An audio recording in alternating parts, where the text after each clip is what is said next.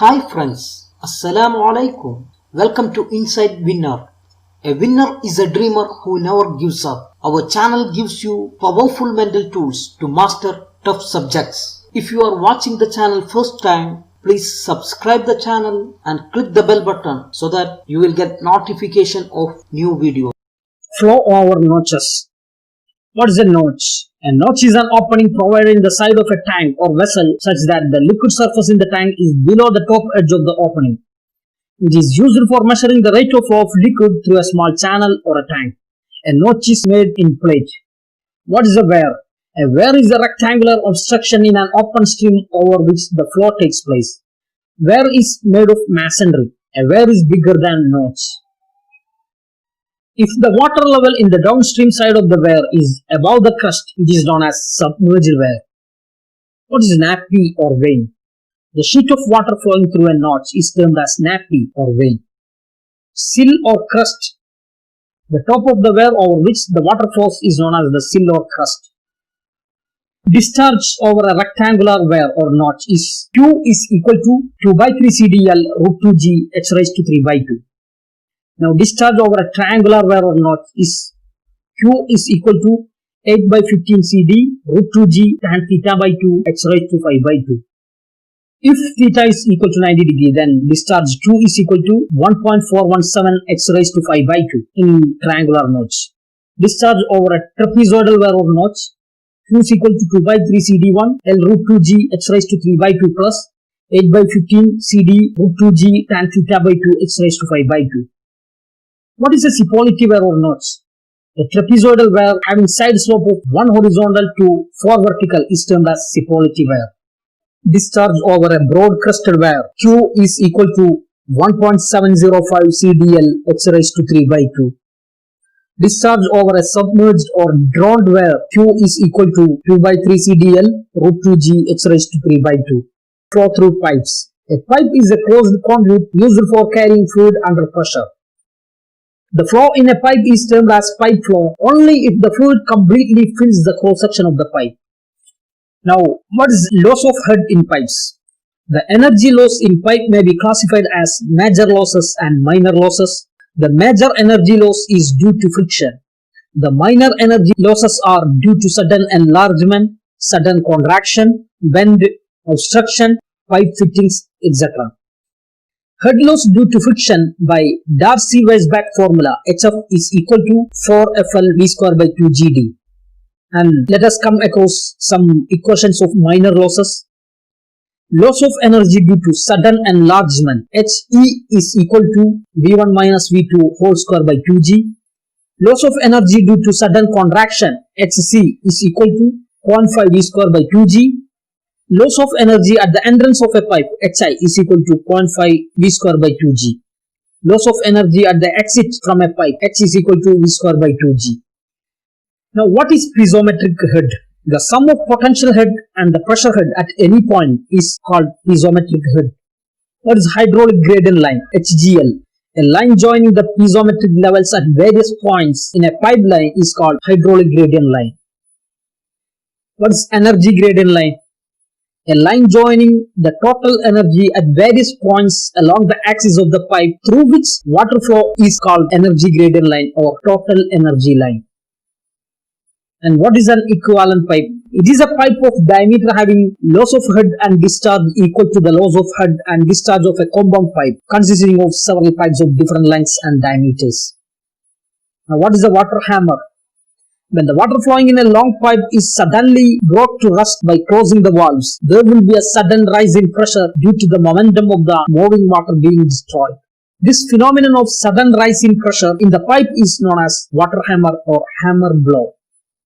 Now let us discuss about the flow in open channels. An open channel is a passage in which fluid flows with its upper surface exposed to atmosphere. The top width of the channel section is the width of the channel section at the free surface. And what is wetted area?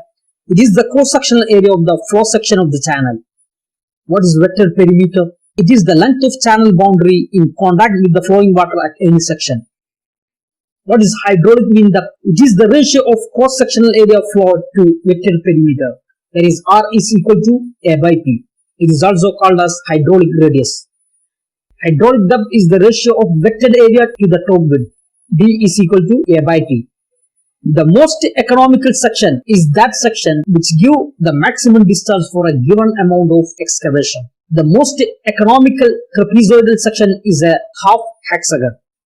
Now let us discuss about pump. A pump is a contrivance which provides energy to a fluid in a fluid system. The various pumps may be broadly classified into the following two types: positive displacement pumps and rotodynamic pumps or dynamic pressure pumps.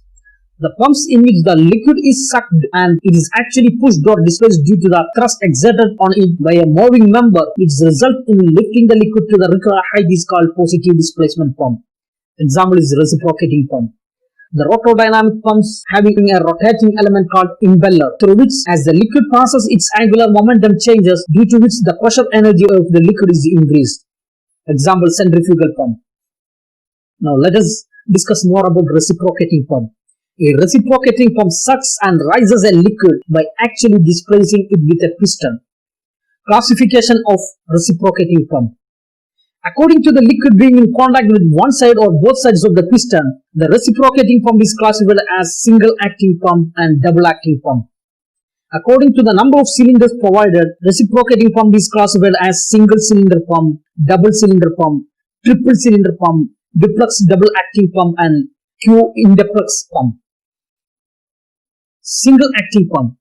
In this type of reciprocating pump, the liquid is in contact with one side of the piston only. In single acting reciprocating pump, there will be only one suction stroke and one delivery stroke in every single revolution of the crank. And what is double acting reciprocating pump? In this type, the liquid is in contact with both the sides of the piston.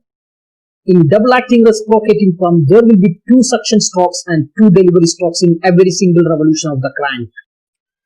Now, what is coefficient of discharge? The ratio between the actual discharge and the theoretical discharge is defined as the coefficient of discharge of the pump. That is, CD is equal to Q actual divided by Q theoretical.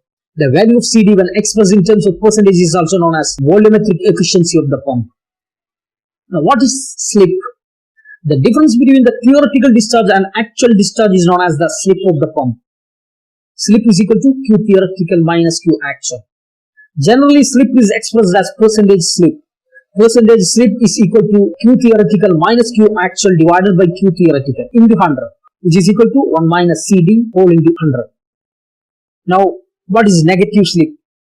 If actual discharge is more than theoretical discharge, then CB will be more than unity and it is called negative slip. Now, let us discuss about centrifugal pump.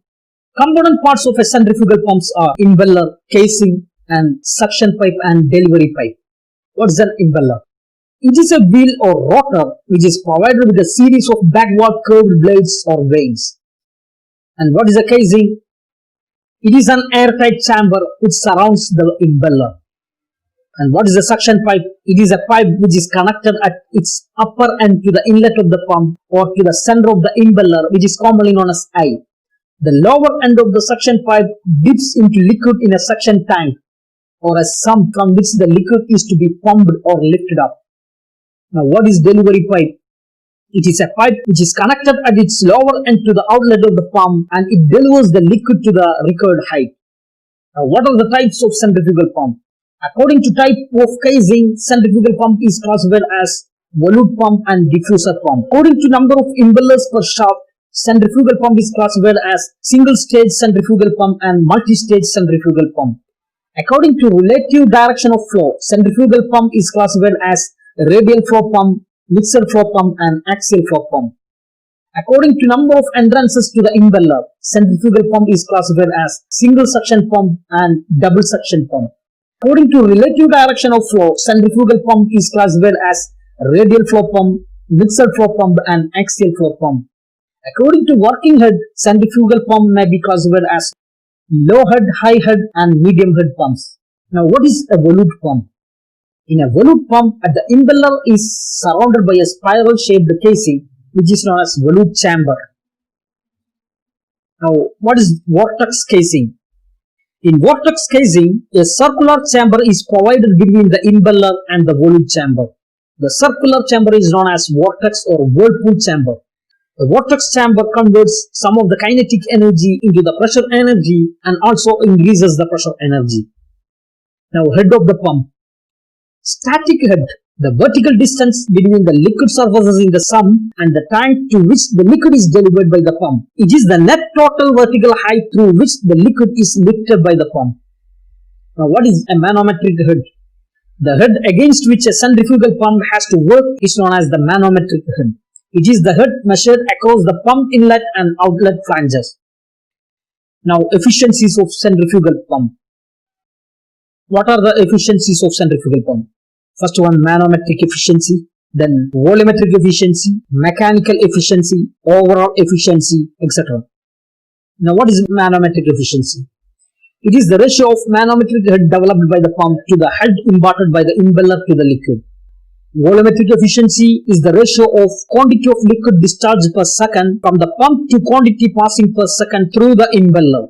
Mechanical efficiency is the ratio of power actually delivered by the impeller to the power supplied to the shaft by the prime motor. Overall efficiency is the ratio of power output from the pump to the power input from the prime mover driving the pump. Specific speed of a centrifugal pump is the speed in revolutions per minute of a geometrically similar pump of such a size that under corresponding conditions it would deliver 1 liter of liquid per second against a head of 1 meter. These are the major portions of fluid mechanics. This is coming for the coming PSC exams. We have covered almost all the topics of the fluid mechanics section. If you want me to upload more videos of special topics, please write below in the comment box and I will be back with new videos. Till then, bye. If you want videos of special topics, please write below in the comment box and give me your valuable suggestions. Watch all other uploaded videos to ensure top rank in all the competitive exams.